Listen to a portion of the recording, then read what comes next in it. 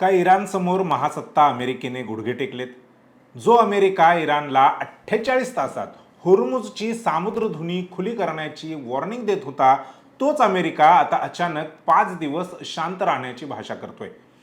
Donald Trump यांनी अचानक घेतलेल्या या यू-टर्नमुळे इस्रायल आता युद्धात एकटा पडलाय का? गेल्या 24-25 दिवसांपासून सुरू असलेल्या या महाभयंकर युद्धाचे चित्र अचानक कसे बदलले आणि यामागे क्रूड ऑइलचं जागतिक राजकारण नेमकं काय आहे, हेच आपण आज समजून घेणार आहोत.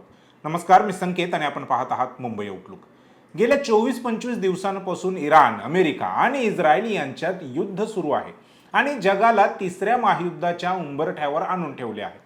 मात्र काल एक असा टर्निंग पॉइंट आला ज्याची कोणीही कल्पना केलेली नव्हती. अमेरिकेचे राष्ट्राध्यक्ष डोनाल्ड ट्रम्प यांनी जाहीर केले आहे की पुढील 5 दिवस अमेरिका इराणच्या कोणत्याही पॉवर प्लांटवरती किंवा महत्त्वाच्या ठिकाणांवरती हल्ले करणार नाही. हा निर्णय धक्कादायक आहे, कारण गेल्या काही दिवसांपासून ट्रम्प हे सातत्याने दावा करत होते की त्यांनी इराणची संपूर्ण सैन्य शक्ती जवळपास संपवली आहे.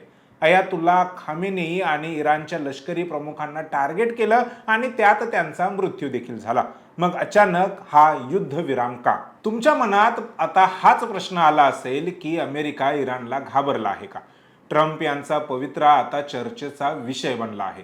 यापूर्वीही ट्रम्प यांनी युद्धाबद्दल आपली भूमिका सातत्याने बदललेली आहे. 48 तासांची डेडलाईन देणारा अमेरिका आता इराणशी चर्चा करण्याची इच्छा व्यक्त करत आहे.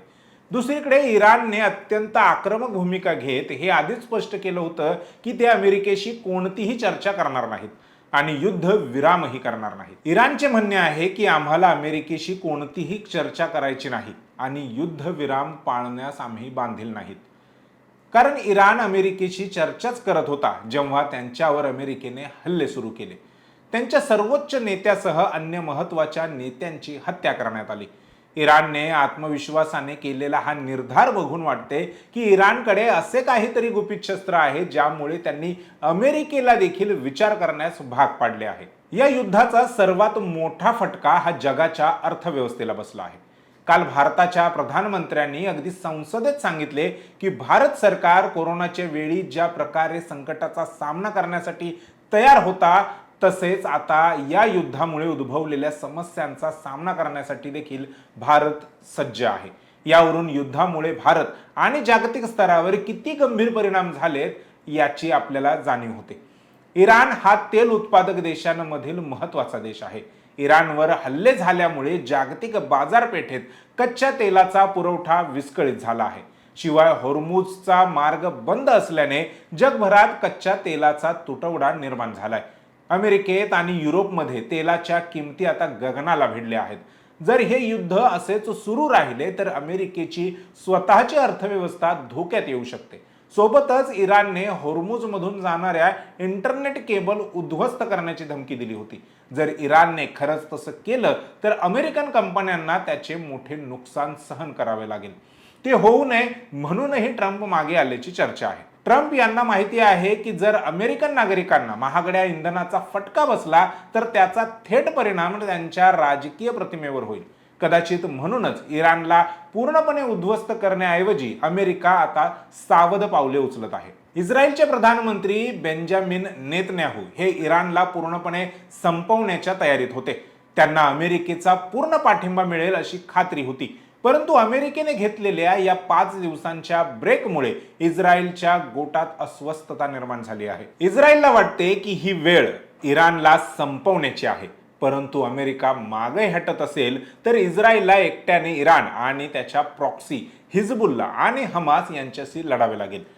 तरी अमेरिका इस्रायलची पूर्णपणे साथ सोडणार नाही, परंतु सध्याच्या परिस्थितीत अमेरिका स्वतःचे आर्थिक हित आधी पाहत आहे.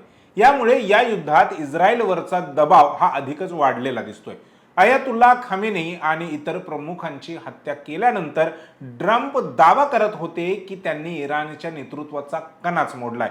मात्र इराणकडून येणाऱ्या धमक्या आणि त्यांची युद्ध चालू ठेवण्याची तयारी पाहता ट्रम्प यांचे दावे किती खरे आहेत यावर आता प्रश्नचिन्ह उभे राहिले आहे. इराणने स्पष्ट केले आहे की जोपर्यंत त्यांचे उद्दिष्ट पूर्ण होत नाही तोपर्यंत ते शांत बसणार नाहीत. सध्या तरी हे युद्ध थांबले आहे असे म्हणणे घाईचे ठरेल.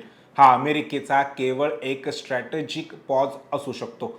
जर 5 दिवसात चर्चा झाली नाही तर अमेरिका पुन्हा हल्ले करेल का, की इराण या काळात आपली शक्ती पुन्हा संघटित करून मोठा पलटवार करेल? युद्ध थांबल्याचा आनंद मानण्यापेक्षा ही वादळापूर्वीची शांतता तर नाही ना, याची भीती जास्त वाटते.